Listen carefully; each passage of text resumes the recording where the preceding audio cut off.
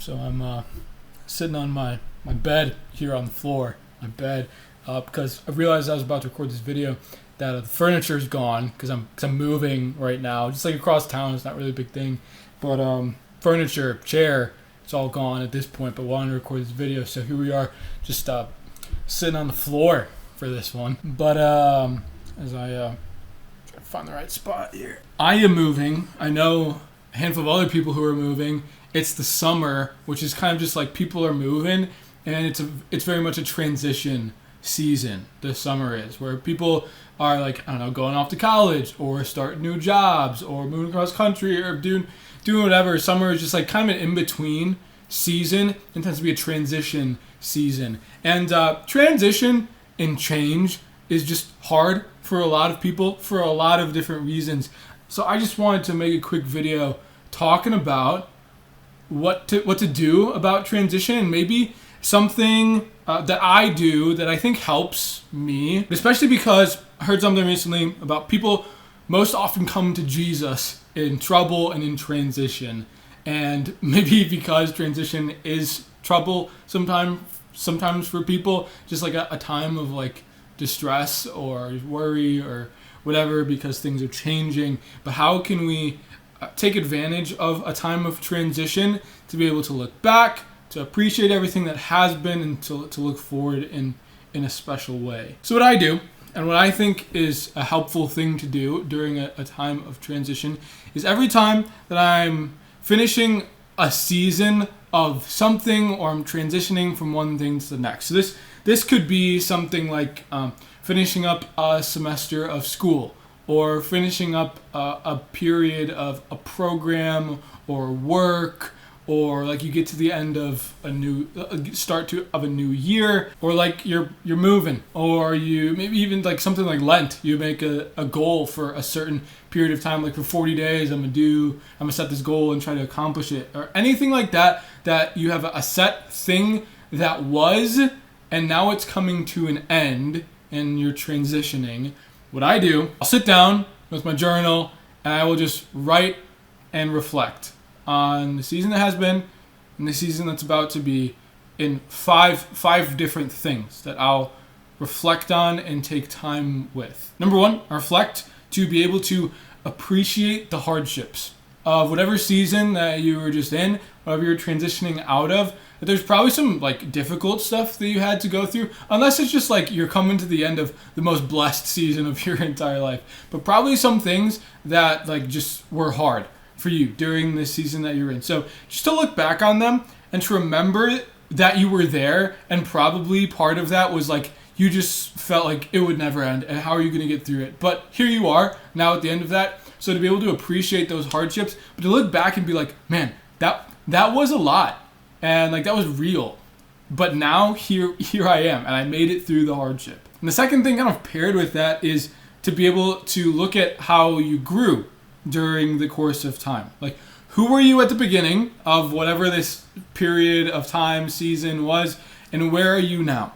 How have you grown? What have you learned, especially through things like hardships that you had to endure? But what has been the growth, the most especially notable things? Because that, I think, also helps to give a sense of appreciation for the season that you were just in, because everything, hopefully, we're growing and learning from the program, from the seasons that we go through in life. The third thing, of course, being to look back and just to give thanks and rejoice for the good things, for the blessings that we received, to not only look back at like what was hard during this period of time, but what were good things. So in the same way that like if you had just the most blessed season of your life, to still be able to find some hardships to appreciate. If you had just like the hardest season of your life, to still be able to look back and be like, what were the good things? Because there's probably some things that brought you great joy, or that you can appreciate from the season of life you're in. Especially if there's just a lot of good things, just to sit in them and to be able to give thanks to the Lord that you were able to experience all those blessings and all those good things, that especially if there are things that now as you're transitioning, you're going to be losing or things that won't be there for you anymore. Like if you're, I don't know, if you're like finishing college. I remember looking back just being like, man, I loved my years of college. There's so many blessings, and just knowing those things weren't going to be anymore. But just to give thanks that I was able to experience them. And especially for those things, the things we're thankful for and the things that won't be anymore. The fourth thing is to spend time to be able to grieve those losses. That it's very important.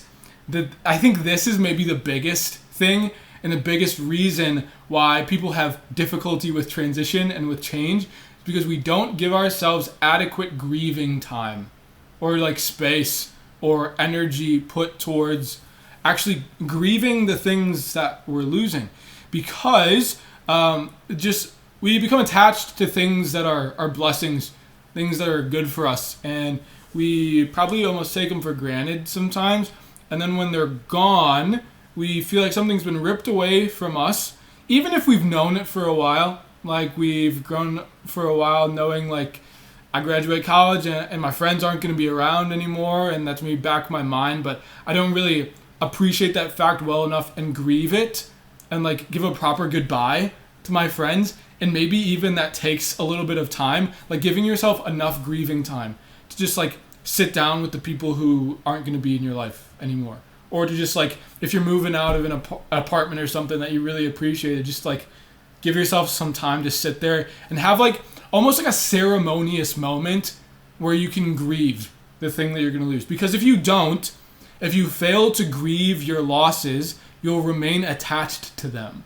So when you transition, it's going to be really hard. It would be very hard for me to appreciate and embrace change because I don't want it, because I didn't grieve the things that I don't have anymore. So I think that's maybe one of the biggest things in spending some of that time to do those first three things of appreciating the hardships, acknowledging how I've grown, and appreciating the blessings in all of that. But in looking at those things, especially the things that have been, that I've taken for granted, that I'm now attached to, that I've loved from this season, to spend adequate time grieving the things that need to be grieved and appreciated fully before I don't have them anymore. And lastly, once I do that and do that like fully and adequately, I can then start forward thinking and cast vision. Number 5 is casting vision for the next season.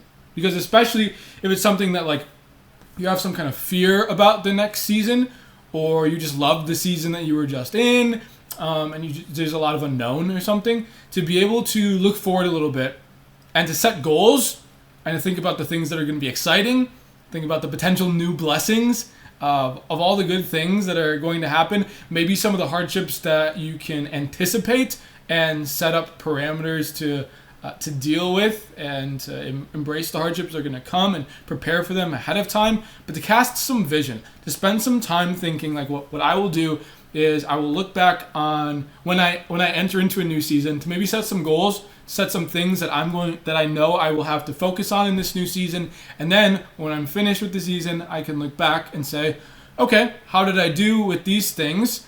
And did I accomplish them? Did I grow in this way or that way? Did I experience these wonderful things? And then now, as I'm transitioning into this new season, I can set new goals and new things to anticipate. What are the hardships I'm maybe going to face? How am I going to deal with them?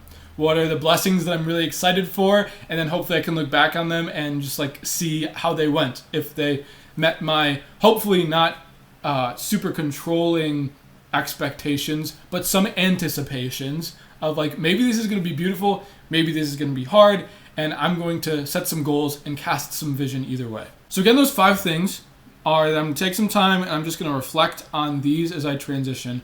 Of 1, appreciating the hardships. What are the hard things I went through? Those were very real and I made it through them. 2, how did I grow through those things? What did I learn over this season? Where was I at the beginning? Where am I at now?